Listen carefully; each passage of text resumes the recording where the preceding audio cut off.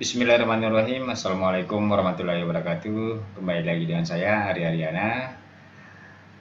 Kembali pada tutorial kali ini saya akan membahas tentang akuntansi, khususnya akuntansi pengantar, di mana untuk tutorial pertama kali ini saya akan membahas tentang persamaan dasar akuntansi. Oke, selanjutnya kita masuk ke materi persamaan dasar akuntansi.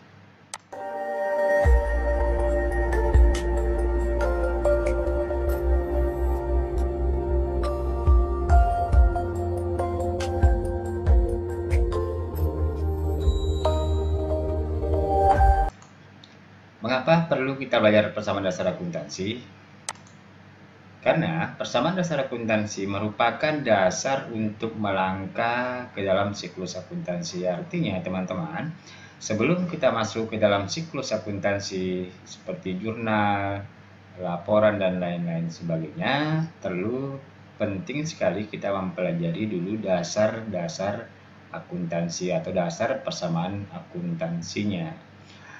Oke, nah dalam pengertiannya, persamaan dasar akuntansi itu menggambarkan tentang pengaruh transaksi keuangan terhadap posisi keuangan perusahaan yang meliputi harta, aset, dengan sumber dananya.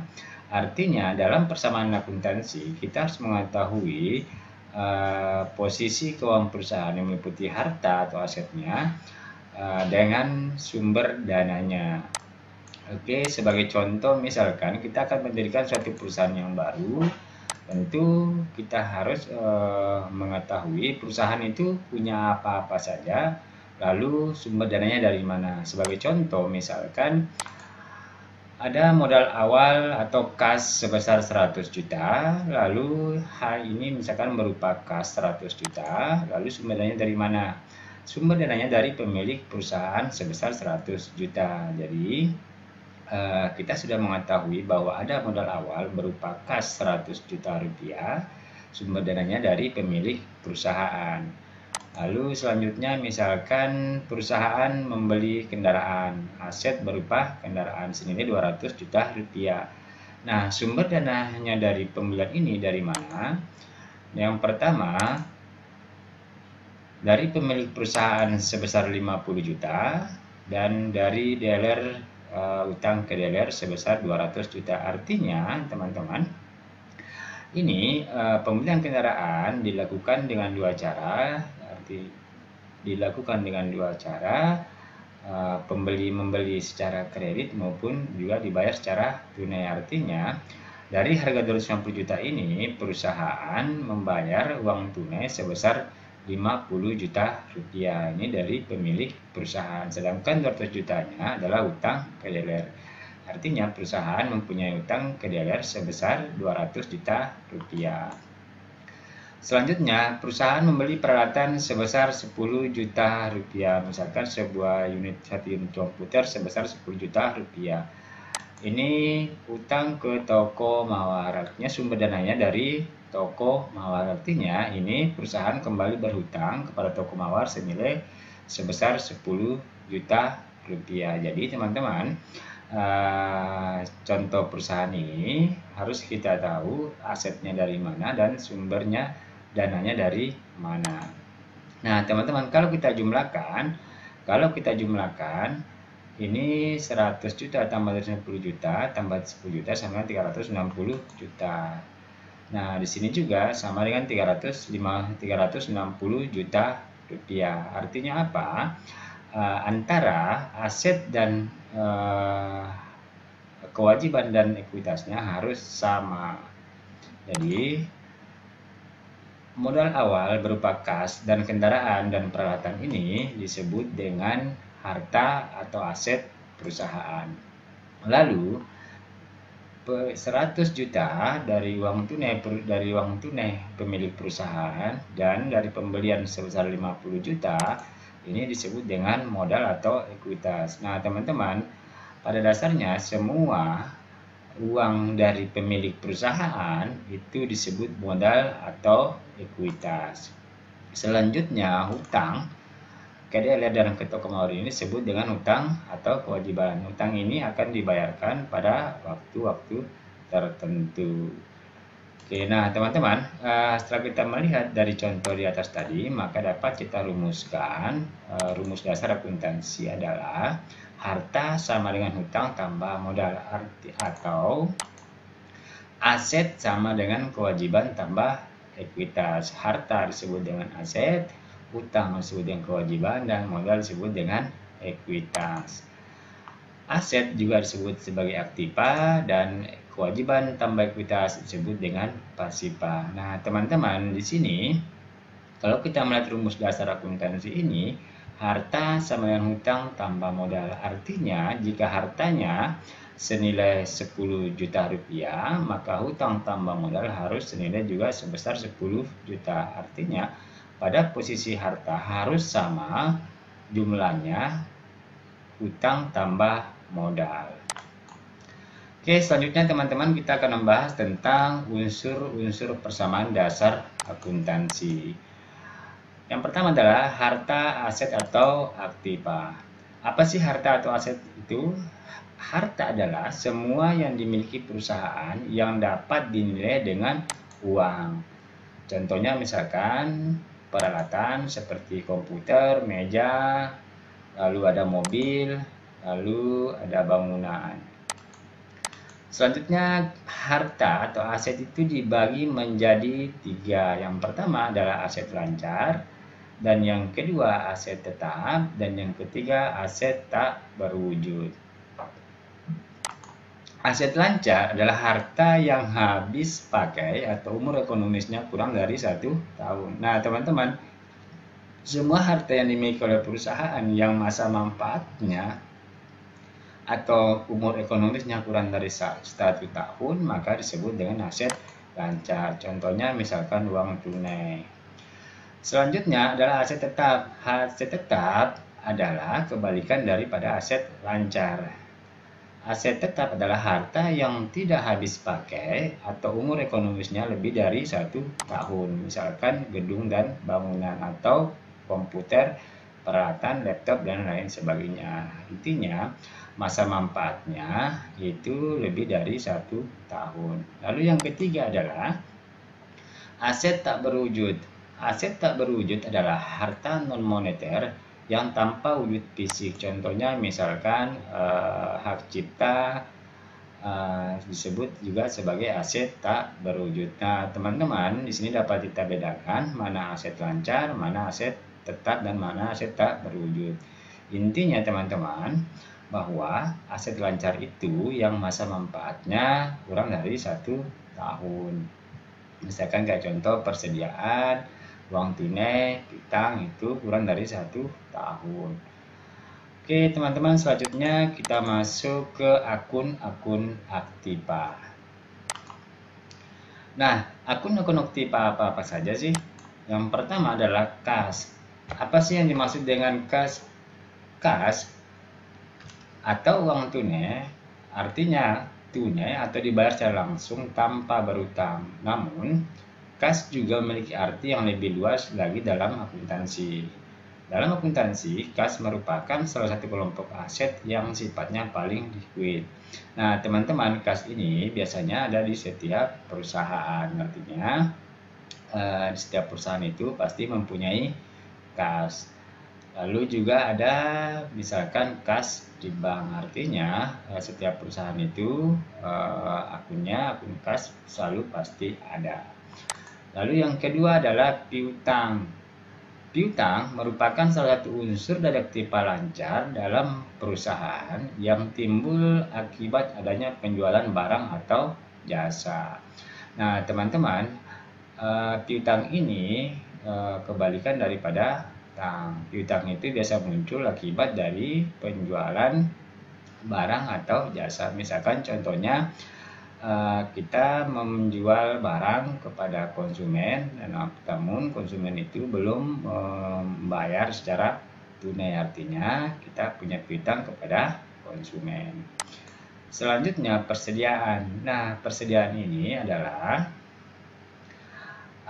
aktiva yang dimiliki oleh perusahaan untuk dijual dalam proses operasi bisnis normal, atau barang yang digunakan atau dikonsumsi dalam membuat barang yang akan dijual. Contoh misalkan di suatu perusahaan itu persediaannya bisa berupa kertas, spidol, itu biasa disebut juga dengan persediaan. Selanjutnya, beban atau sewa dibayar di muka. Beban atau sewa dibayar di muka adalah biaya yang dibayar sebelum menggunakan jasa atau barang yang akan kita gunakan.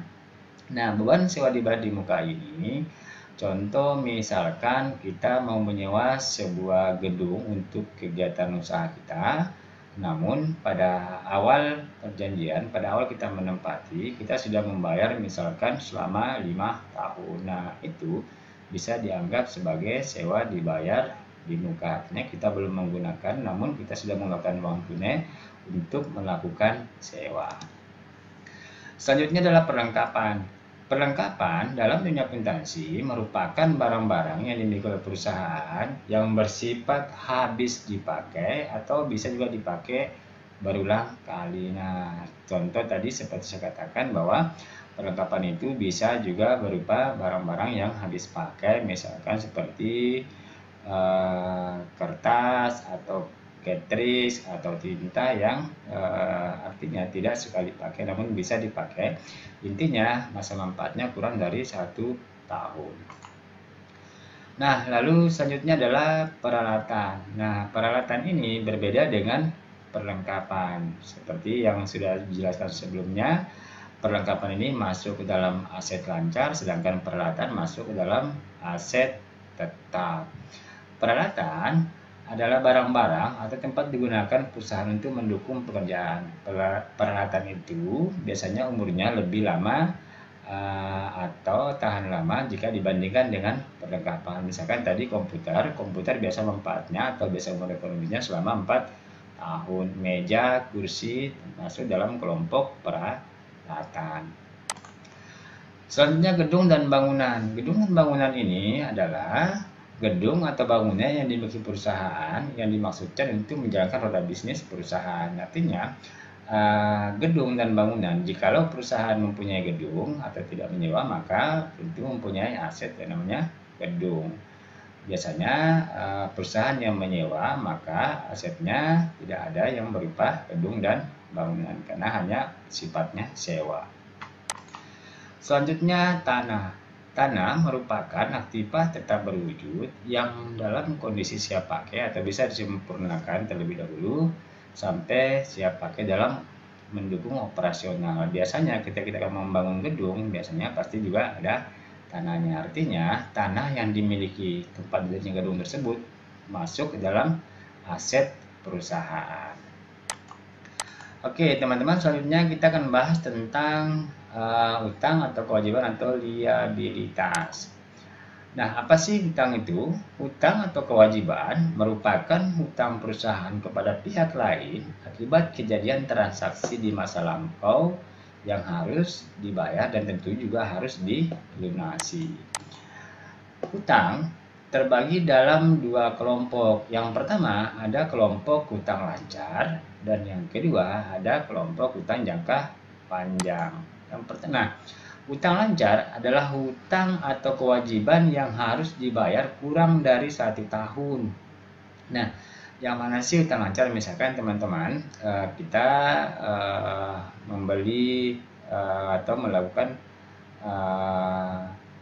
fotokopi di tempat fotokopi, lalu kita saat itu belum membayar, tentu hutang itu akan dibayar kurang dari 1 tahun. Contoh misalkan hutang usaha, lalu pendapatan diterima di muka, lalu beban yang masih harus dibayar, dan wesel bayar. Nah teman-teman, hutang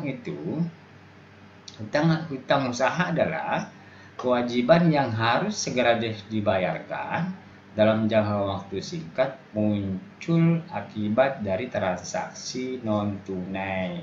Tadi seperti saya jelaskan sebelumnya bahwa ketika kita melakukan hutang yang sifatnya jangka pendek maka disebut dengan hutang usaha. Lalu pendapatan diterima di muka. Pendapatan diterima di muka biasa juga disebut dengan prepaid income. Artinya pendapatan ini terjadi karena adanya pembayaran dari konsumen namun jasanya belum diberikan oleh perusahaan. Misalkan contoh, kita mempunyai perusahaan atau jasa konveksi jahit, lalu datang konsumen untuk menggunakan jasa kita, namun barangnya belum jadi, tapi si konsumen sudah memberikan jasanya atau uang jasanya kepada kita, pada perusahaan yang kita punya. Artinya kita sudah belum menyelesaikan pekerjaan, namun kita sudah menerima uang dari konsumen. Itu yang disebut dengan pendapatan diterima di muka. Lalu yang selanjutnya adalah beban dibayar di muka. Beban dibayar di muka adalah biaya-biaya yang harus dibayarkan oleh perusahaan kepada pihak lain atau jasa-jasa yang dilakukan oleh pihak lain demi kepentingan perusahaan. Contoh misalkan gaji perusahaan. Misalkan gaji perusahaan bulan Januari, namun sampai bulan 2, namun sampai dengan bulan sekarang bulan Februari belum dibayarkan, maka tetap kita harus mencatat sebagai beban dibayar di muka. Artinya sudah menjadi beban namun belum kita bayarkan. Artinya perusahaan berhutang kepada karyawan karena gajinya belum dibayar. Lalu ada wesel bayar. Nah teman-teman, wesel bayar itu adalah suatu janji tertulis tanpa syarat yang ditandatangani oleh seseorang untuk membayar sejumlah uang tertentu.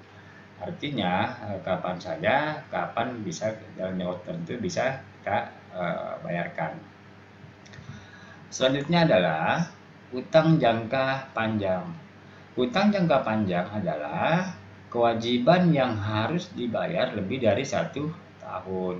Kalau utang lancar tadi adalah utang atau kewajiban yang harus dibayar kurang dari 1 tahun, maka utang jangka panjang adalah utang yang harus dibayar lebih dari 1 tahun. Contohnya adalah hutang bank.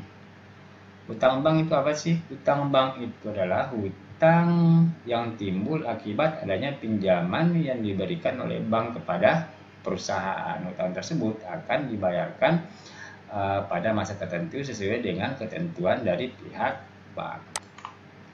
Selanjutnya adalah hutang hipotek. Hutang hipotek itu merupakan hutang jangka panjang yang diperoleh dari suatu bank. Hutang hipotek juga itu dapat didapat dengan jaminan berupa harta-harta tidak bergerak, misalkan tanah, gedung, mesin, dan lain-lain. Nah, sekarang apa itu modal?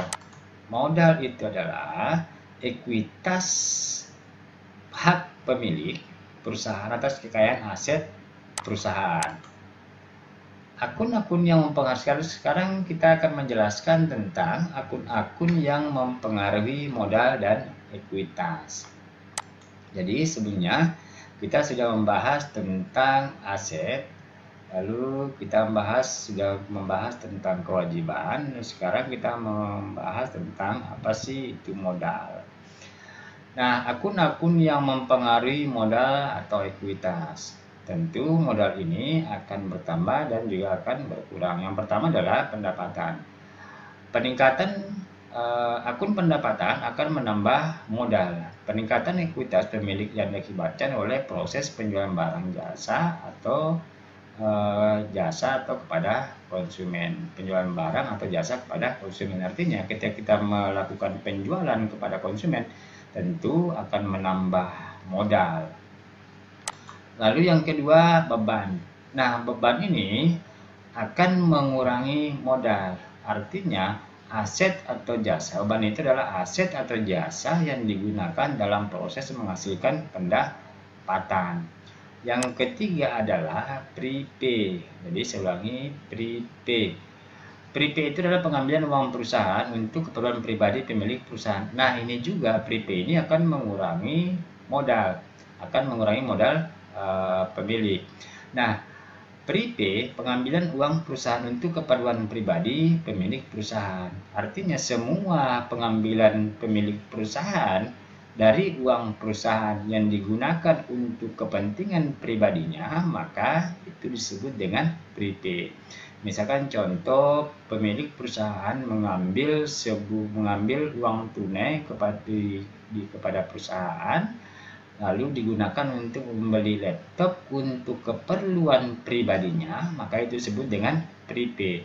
Namun jika pemilik perusahaan mengambil uang pribadi dengan membeli laptop untuk kepentingan perusahaan, maka itu masuk dalam kelompok beban, bukan prepaid. Kata kuncinya adalah pengambilan uang perusahaan untuk kepentingan pribadi, maka disebut dengan prepaid.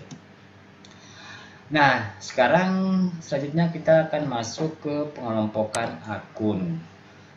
Pengelompokan akun terbagi dalam dua akun. Yang pertama ada yang disebut dengan akun nominal, dan yang selanjutnya ada juga disebut dengan akun real.